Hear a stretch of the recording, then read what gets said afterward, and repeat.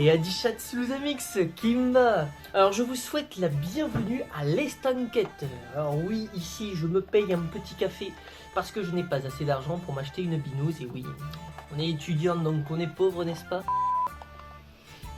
Enfin bref, trêve de bavardage. J'aimerais vous faire part d'une petite discussion que j'ai eue avec Pépé Gaston. Oui. Ah, vous savez à quel point je l'aime bien, Pépé Gaston. Mais des fois, il y a quelques réflexions qui me font me poser quelques questions.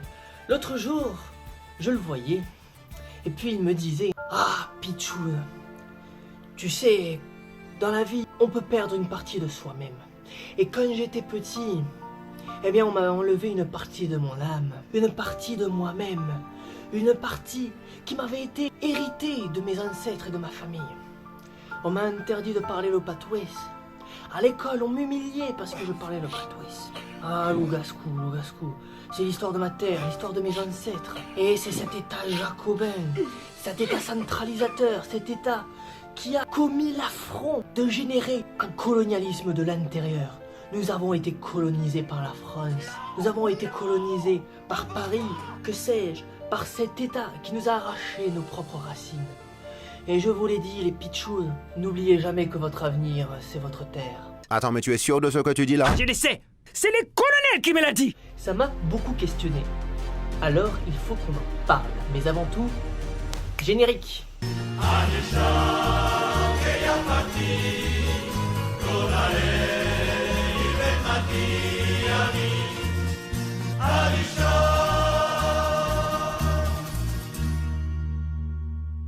Ah, l'État jacobin, la République indivisible, le rouleau compresseur qui aurait détruit la richesse culturelle et linguistique intrinsèque à notre territoire. Alors, qui faut-il blâmer? Parce que c'est vrai, il y a eu la vergogne que la plupart d'entre vous connaissent déjà. C'est cette notion de honte qui a été intégrée par les générations passées, de parler leur langue, la honte d'être attaché émotionnellement à leur terre. Alors, qui faut-il blâmer pour cela? Parce que c'est quelque chose qui a été vraiment réel, qui a vraiment marqué les générations passées et qui aujourd'hui laisse des traces, des cicatrices. Les amis, j'ai identifié deux questions principales autour de ce thème. D'une part, est-ce que c'est un frein d'être attaché à sa propre région, de s'intéresser à la langue régionale et de vouloir la parler et la transmettre aux générations futures? Est-ce que c'est un frein à l'élévation sociale? Est-ce que c'est un frein à l'intégration dans une société de plus en plus mondialisée? Est-ce que c'est un frein à la prospérité économique, à la prospérité culturelle? Et la deuxième question, c'est est-ce qu'il faut haïr la France? La France, tu l'aimes ou tu la quittes? Est-ce qu'il faut haïr la France parce qu'on a été interdit de porter les langues qui existaient depuis 2000 ans? À cette deuxième question sur laquelle j'aimerais insister dans cette vidéo, j'aimerais apporter une réponse très simple. Et bien en fait, non.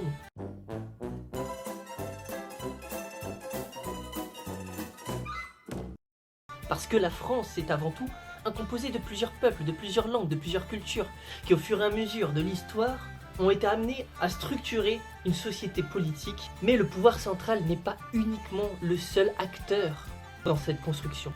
Et c'est ce que nous allons voir tout au long de cette vidéo. Donc non, la France n'est pas à bannir, à haïr, tout simplement parce que la France, eh bien c'est nous, c'est les Bretons, les Normands, les Gascons, les Corses, Etc. D'abord, commençons par l'argument historique.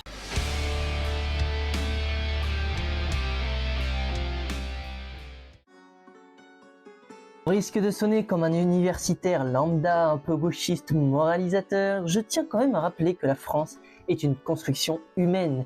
Elle implique donc des croyances, des récits totalement mystifiés. Nos ancêtres les Gaulois, le baptême de Clovis, la France des Lumières, etc. Ce sont autant de récits plus ou moins flatteurs qui ont avant tout pour but de dessiner une destinée collective et de souder la société à travers les générations. Aujourd'hui, et depuis 30-40 ans, on observe un recul de ce roman national pour des raisons idéologiques, mais également motivé par un souci de retour à une vérité historique, en sous-entendant que les mythes ne servent absolument à rien, ce que bien entendu je conteste. De nombreux régionalistes s'intéressent à leur propre histoire locale, motivés par cet élan de recherche de la vérité, et se portent en opposition de ce récit qui a longtemps minimisé l'importance de la Bretagne ou de la Bourgogne, etc., dans l'histoire de France. Et ça se comprend, parce qu'ils ont le sentiment qu'on leur a menti, et que donc on leur a caché une partie de la vérité. Mais dans ce cas, on a donc tôt fait d'opposer régionalisme et attachement à l'identité française, qui, disons-le, a plutôt eu tendance à s'opposer aux petites nations depuis près de 2 siècles, si ce n'est un peu davantage. Mais ces deux niveaux d'attachement sont-ils vraiment opposables? Vous vous en doutez, je pense que non. Bien au contraire. La France a toujours été un conglomérat de cultures et de peuples qui ont eu leurs spécificités, leur histoire et leurs apports à la culture collective.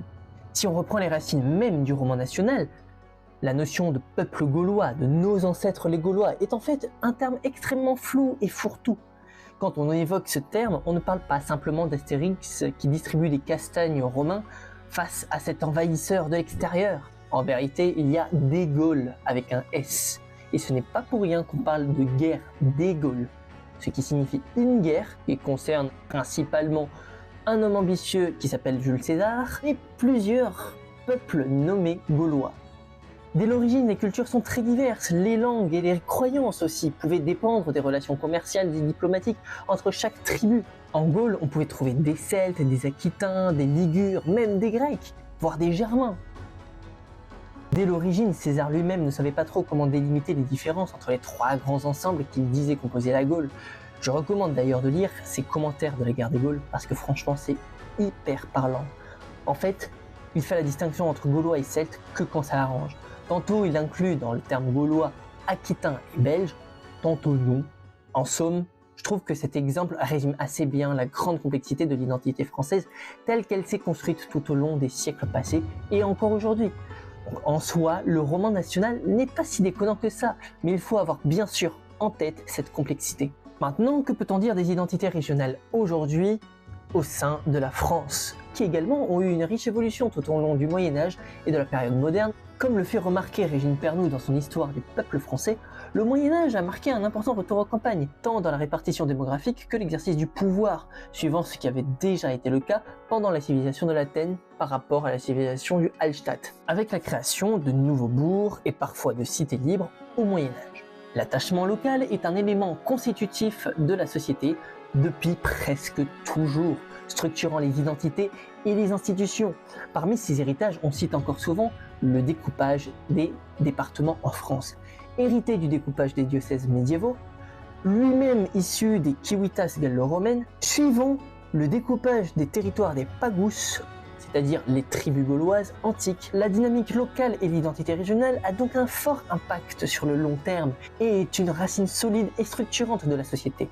Donc s'intéresser à l'histoire locale et à la culture régionale n'est pas nécessairement à opposer à la nation française puisque toutes deux s'imbriquent et se répondent l'une et l'autre. Et ceci est d'autant plus vrai lorsqu'on s'intéresse à l'histoire politique des petites nations où les élites bretonnes, gasconnes et bourguignonnes tout au long du Moyen-Âge se mêlèrent notamment aux Francs, ce qui conduisit à un rapprochement des pouvoirs politiques vers une centralisation du pouvoir et de la culture.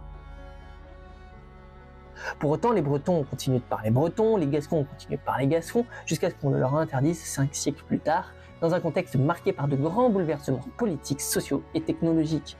Mais en soi, avant qu'Anne de Bretagne ne se marie au roi de France, l'élite bretonne parlait déjà français. 2. On va jeter un coup d'œil du côté de la théorie politique.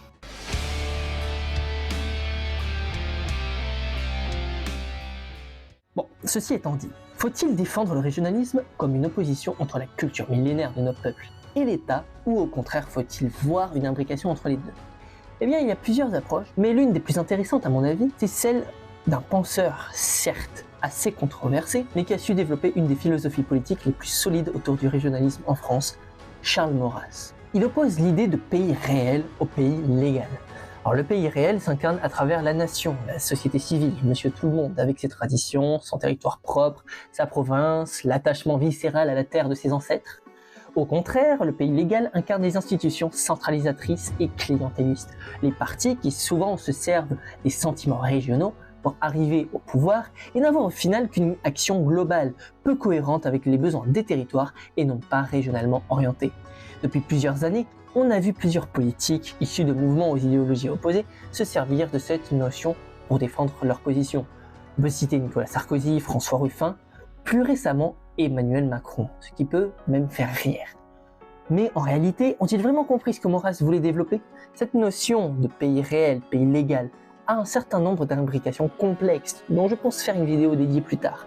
Mais tout d'abord, il faut rappeler que Maurras a grandi en Provence et avait un attachement viscéral à sa province, dont il vantait la culture propre de la civilisation d'origine latine, qu'il opposait souvent à ce qu'il appelait le monstre germanique. Alors faut replacer ça dans son contexte, évidemment, à l'époque, donc au début du XXe siècle, la France et l'Allemagne étaient deux puissances industrielles en pleine rivalité. Mais Maurras a plutôt porté un projet politique très orienté vers une forme de fédéralisme provincial, c'est-à-dire une France des régions telle qu'elle était originellement construite tout au long du Moyen-Âge, tout en se méfiant des velléités d'autonomie tout de même. Là où Mistral appelait à une action essentiellement culturelle par le mouvement des Félibriges, qui donnera plus tard naissance au mouvement occitaniste tel qu'on le connaît aujourd'hui, Maurras considérait que l'engagement politique était davantage primordial, lui-même ayant rejoint l'Action française, donc avec une idéologie plutôt monarchiste. Maurras pensait que la République était incapable de se réformer elle-même et que donc elle était incapable de reconnaître la valeur des régions et des provinces. Mais au sein des Félibriges, qui suivaient Mistral,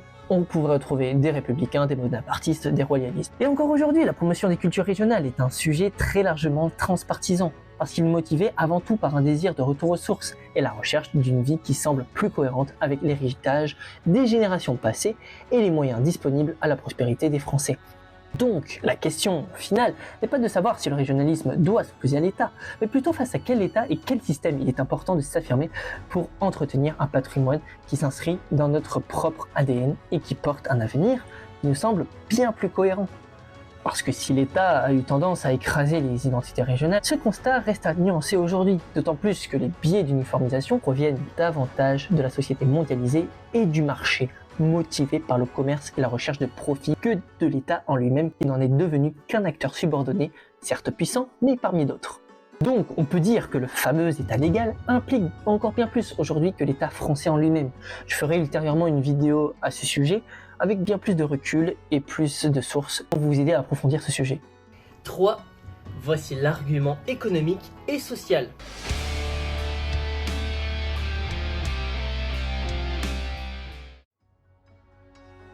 Cela n'échappe à personne, l'État paye cher le déficit de sa balance commerciale enfoncé par l'obsession du libre-échange, l'augmentation des prix de l'énergie qui explose et les producteurs locaux qui ont beaucoup de mal à trouver des débouchés à leurs produits de qualité mais qui ne sont pas compétitifs au niveau international. Tout ceci constitue une conséquence d'une politique menée par l'État dans le but de renforcer la coopération européenne, mais aussi l'ancrage de la France dans la mondialisation et les échanges transatlantiques, à travers une chaîne globale de valeur aussi, c'est-à-dire tout le système de délocalisation de la production pour minimiser les coûts, et qui tend notamment à la création de cartels d'industrie face auxquels les petits producteurs ne peuvent pas rivaliser.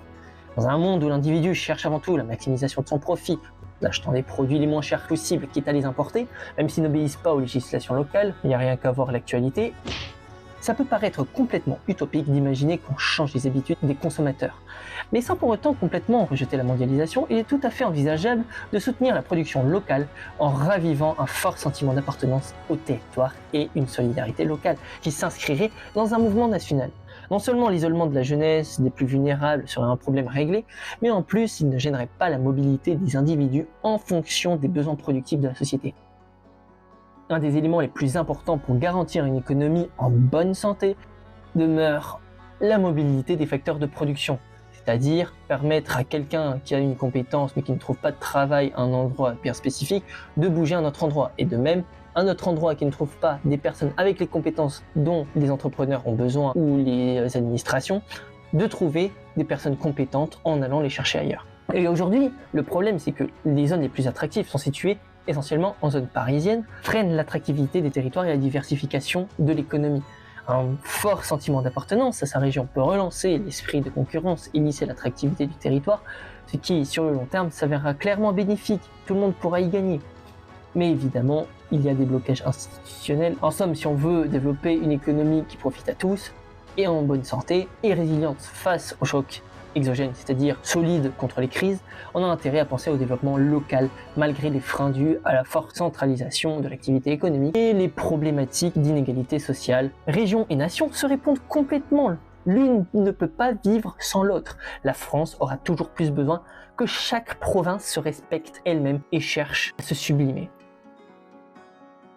Et 4. Voilà l'argument écologique. En quoi parler plusieurs langues peut aider à sauver l'environnement.